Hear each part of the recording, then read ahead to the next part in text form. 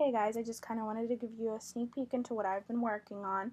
It's just been a series of video tutorials or podcasts geared towards free programs that teachers can use as a way to kind of integrate technology into the classroom, but again, that are free for teachers or very cheap for teachers, and kind of navigate through them because sometimes they are a little bit difficult to work with. Now, the first program that I picked out is the free program offered through the Mac store called iBooksAuthor. Now, it is free, but it only runs on the Lion operating system. So if you're working with Snow Leopard or Leopard or any previous version, you're going to have to upgrade your Mac to Lion in order to run this program.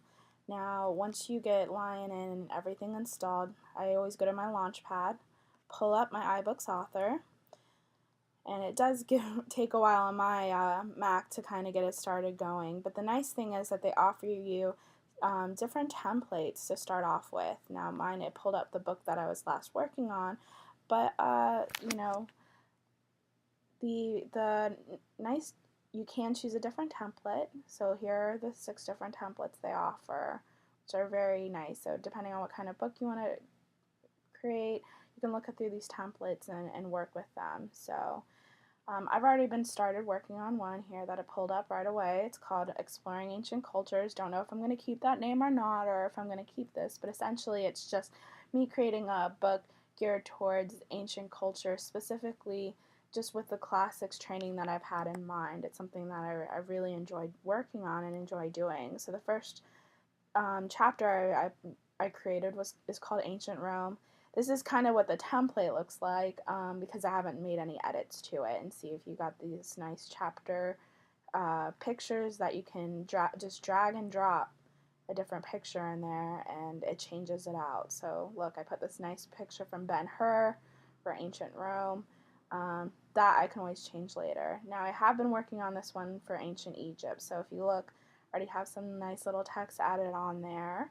And then I have different sections of it. And the one that I recently have been kind of working on is my hieroglyphics one. So I put some key questions on the side, kind of started writing the chapter talking about hieroglyphics and things like that. The nice thing is that if you can go ahead and just start browsing around all the different options that you can put into that, which is actually a little bit more creative and more interactive than your standalone textbooks. And even with some of the textbooks where they offer like an online version of some of the stuff or extra media, you still have to have a CD-ROM or internet connection or something like that.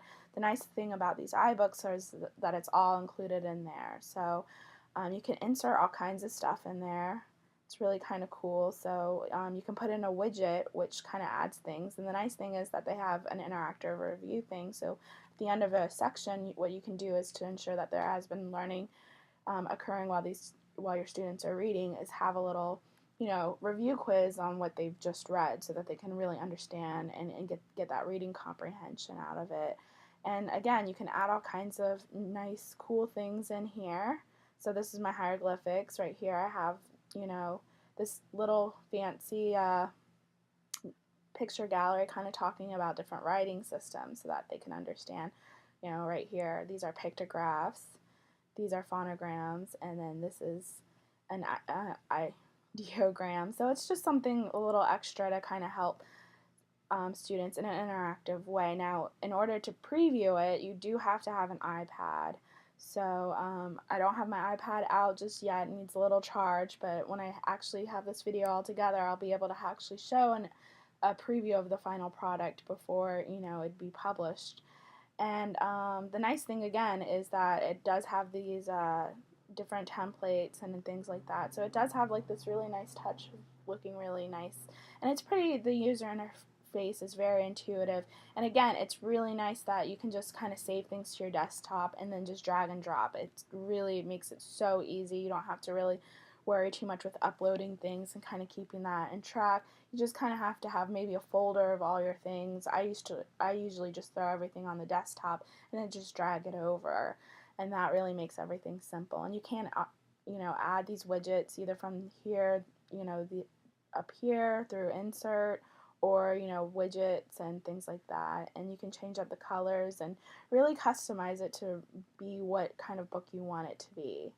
So I always suggest whenever I download a new program, I just kind of, see what I can do and test everything out, and, start off with a starter book, just make something kind of fun for you, and then you can just keep, building on that, or start over again and just kind of work your way into something that you enjoy. Now, again, you do need an iPad to preview the books in these iPads for some of the multimedia things. So keep that in mind. And the more multimedia you add, of course, the larger the file size. So if you're working with a classroom of iPads that are only 16 gigabytes, keep that in mind when you're making these things, because these can run up to like a gigabyte of space. So you can really, after you have maybe 4 textbooks on there, might not have a lot of room for anything else. So keep that in mind when you're adding all this multimedia, that you might want to save some for either by linking it or something like that, not include it so much. But it is nice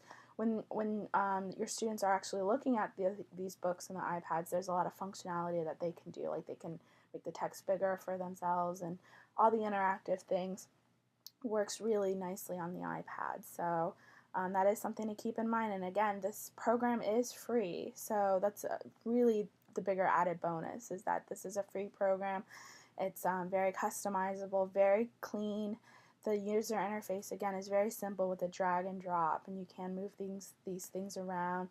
You can, change text. You can add, different fonts and things like that. So if you really want to really make this your own book, you definitely have the opportunity to. So again, I'm going to lengthen this into a longer kind of tutorial on it. Right now I'm just kind of talking about it in general terms and reviewing it from my standpoint, but later on I do hope to kind of get a little bit more in depth and a little bit more organized in my thoughts. But this is going to be one of the programs I talk about. Another program I'm probably going to get into is a program called GIMP, or the GNU project. It's a free photo editing program. Again, free being the key word here. So I look forward to having a few more of these out. Probably have quite a few, like 6. I think I'm going to end with 6. So I look forward to showing you guys more of what you can do for either very, very cheap or essentially free.